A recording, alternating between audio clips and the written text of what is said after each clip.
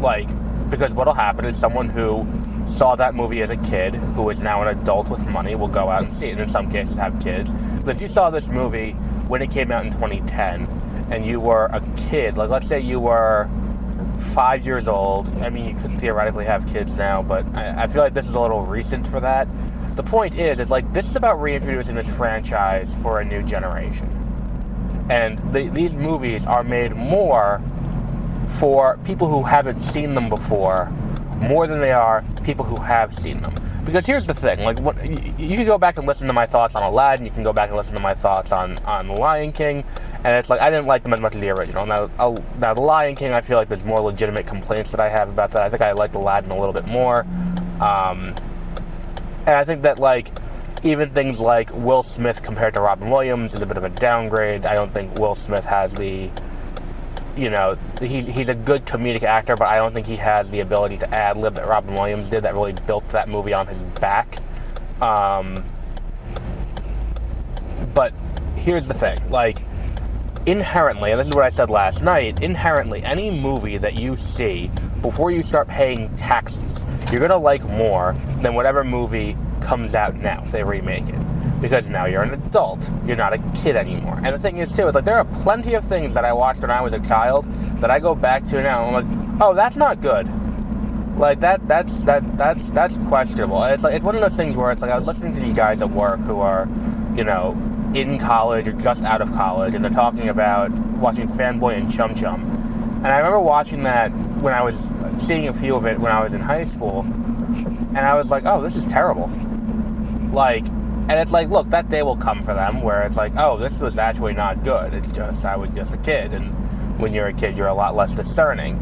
And everyone's going to inherently think everything was better when they were kids. Everyone's going to inherently think things were better then and things have gotten worse since. And it's just because when you were a kid, you didn't have to deal with the realities of living. It's just when you're a kid, you're dealing with the, I will sit down, I will watch this thing, and I will not worry about paying my bills. I will not worry about, having to keep, maintain this website or maintain these podcasts, or what the fuck is this guy doing while I'm trying to drive to work. Like, these are things that you don't have to worry about. Like, I got to run a meeting today about, staff issues and stuff like that. That's not something that I had to deal with when I watched Aladdin for the first time. No, I was watching it on VHS, probably at my grandmother's house or in my living room. Either way, it's like, it's one of those things that is, it's, you deal with these things as they pop up. And when I saw this movie, I was like, there were things I didn't like about it. I'm not going to get into it again, but there were some like narrative things that I kind of bumped into a little bit. I still enjoyed the movie enough. And if you go back and listen to the Beware of Spoilers from last night, which I'll put the link in the description of this for anyone who wants to go and listen to it, but the Spotify link. But it's like, if you go back and listen to that, like, there are things that I bumped into about it, but by and large, I thought it was an enjoyable experience.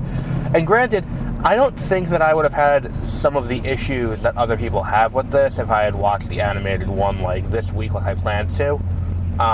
Because, again, it's not something, it's, like, the entire thing is fueled by recency bias, where it is, like, okay, so I'll watch the animated one this week, and then when I watch the new one, it's like, well, I mean, all the issues that I have with the animated one are still kind of here because it's just a remake. But the thing is, it's like, the other thing to take into consideration is that remakes are kind of as old as Hollywood. Like, remakes have existed forever. Because, like, let's take, for example, one of the movies that people consider one of the best movies of all time, if not the best movie musical, A Star is Born. What the fuck are you doing? Which, this guy in front of me is just being an asshole. So A Star is Born came out in 1954 with Judy Garland. That's the one that everyone kind of considers the best. And a lot of people look at it and are like, this is one of the best movie musicals of all time. It's not the first iteration of this movie, though. This movie is a remake. This movie is a remake of a movie from 1929 with Janet Gaynor. And it's kind of the same thing. It's not as much of a musical, but it's the same general concept. This woman gets big in Hollywood. Her career's on the upswing, her husband's career's on the downswing, and the two of them are on these conflicting paths leading to the husband's, decline, and then the wife, she goes on to something big, husband ends up killing himself. We've seen this movie 4 times now. Then it got remade again in the 70s with Barbra Streisand and Chris Christopherson, and then again it got remade in 2018 with Lady Gaga and Bradley Cooper. Remakes are as old as Hollywood, and if not remakes, then retreading the same kind of general idea. Because when I was watching this movie, I was like, oh, I see a lot of other things here. And again, haven't seen the original, but I have read the book. When I was watching this, the general way they play some of the characters feels very influenced by other movies that have come out more recently. So in the book, Fish Legs is Hiccup's best friend. And the two of them are they're both kind of losers, and that's kind of their entire thing, that they're both kind of just losers. So, and neither of them want to be in the situation that they're in with having to train these dragons, because the book is very different. So, in this, Julian Edelson, I think is his name, the kid who was the kid in Deadpool 2, he plays Fish Legs here, and his dynamic with Hiccup, in the brief moments that we get this dynamic, feels very much like Ned to Peter Parker and MCU Spider-Man. And even more in that line, the way that, I don't know his name, the guy who's playing Snotlout is very much Flash, but very specifically Tony Revolari's Flash. And then even toward the beginning, it's I got the vibes that Zendaya was giving off from Nico Parker when she was playing Astrid very early on. And it's that's a cool idea.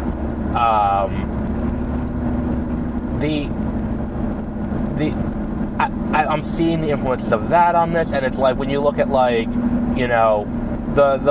whole thing with him learning that whole sequence where he's learning how to fly toothless feels very much like the montage in Ratatouille when Remy is learning how to use the hair to control Linguini.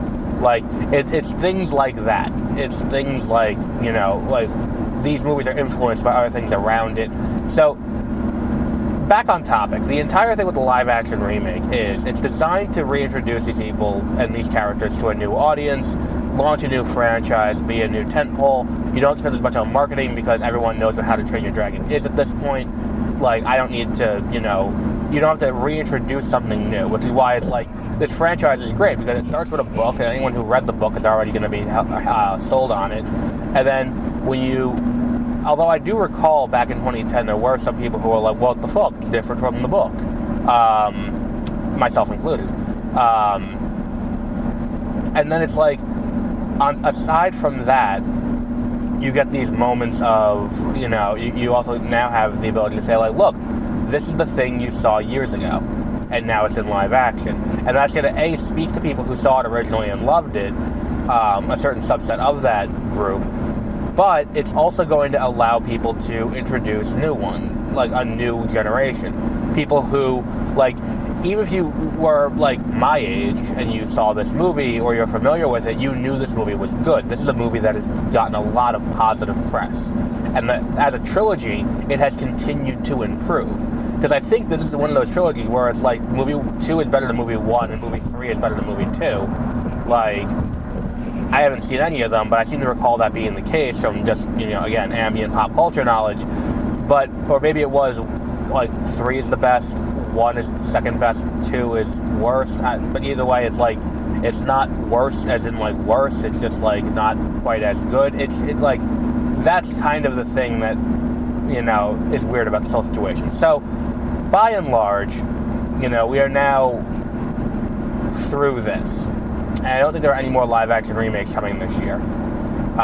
We had Snow White, we had Lilo and Stitch, and now we had How to Train Your Dragon. And How to Train Your Dragon is the only one I've watched. I think this movie is good standing on its own. Again, I haven't watched the original. I haven't watched the, I'm completely unfamiliar with, with any of that. I'm just kind of let's see how this, holds up as its own thing. Because I did make a conscious decision. I had it on the schedule to watch the animated one and do an episode of the show about it. Talking about the animated movie and my experience watching it for the first time. And we may do that later on down the line. But I wanted this to stand alone on its own because I kind of wanted to do a little bit of an experiment where it's like, if we look at these animated movies, these live-action remakes, and like I'm inherently always going to be comparing it to that thing I saw years ago, which is going to make it hard for me to be objective about it because it's like, look, I know what this looked like originally, and this does not look like that, and I like the way it looked originally because that's what I grew up with, and that's always the side I'm gonna appreciate more. But I don't think that, like, I think this is the thing that kind of was like, oh, well, maybe if you just haven't seen the original, these things are just perfectly fine. Maybe had you not seen the original, like, this is just a perfectly good, serviceable, fun movie with some issues. Like, I'm not entirely thrilled about the third act. I feel like there are some relationships that could have been improved on. I feel like there's plenty of things in this movie that could have been fixed. But it's perfectly serviceable. It is fine. There's nothing with this movie that really puts me in a place where I'm like, I regret the time I spent sitting in a movie theater watching it, which has happened. Like, there have been movies that I sat in a movie theater and I'm like, I regret sitting through this. Like Paint, or Spinning Gold, or what was the other one that was really bad? The Consultant, or the accountant, or not the accountant, the Consultant, or the one with Chris Pine and Kiefer Sutherland. Like, there are movies that I've left the theater being like, wow, I should not have sat through that. Hard Luck Love Song. I sat through the movie and I was like, why did I sit through this? This is not one of those movies. And even with animated remakes, I was like, I could have just sat at home and watched the original, like, without this. I feel like there's more merit artistically, and there's more room for improvement going in the other direction. And I think that's just a fundamental difference between the two mediums. To an extent, I think that, like, if you look at, like, this movie, there are definitely points in this movie where you can see what was directly from the animation and worked in the animation and then didn't work here. Like, just without getting into it too deeply, like, there are sequences when they're flying where both Astrid and Hiccup fall.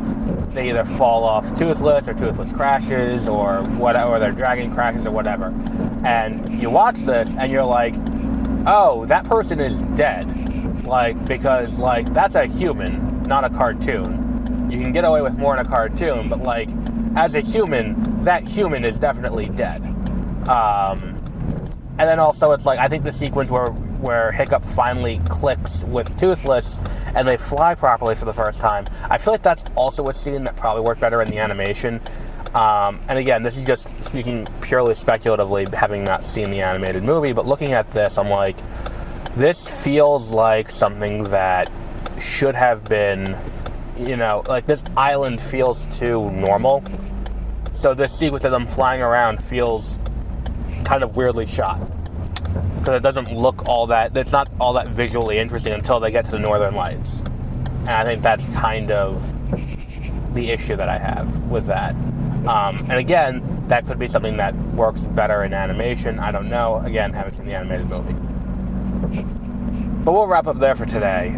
Next week we have Elio coming out. We'll be seeing Elio on Wednesday over on Beware of Spoilers, and we will be seeing, we'll be talking about Elemental on Monday. Elemental being the, what's it called, movie? What's that thing called? The new Pixar movie. That's the word I'm looking for. I'm tired.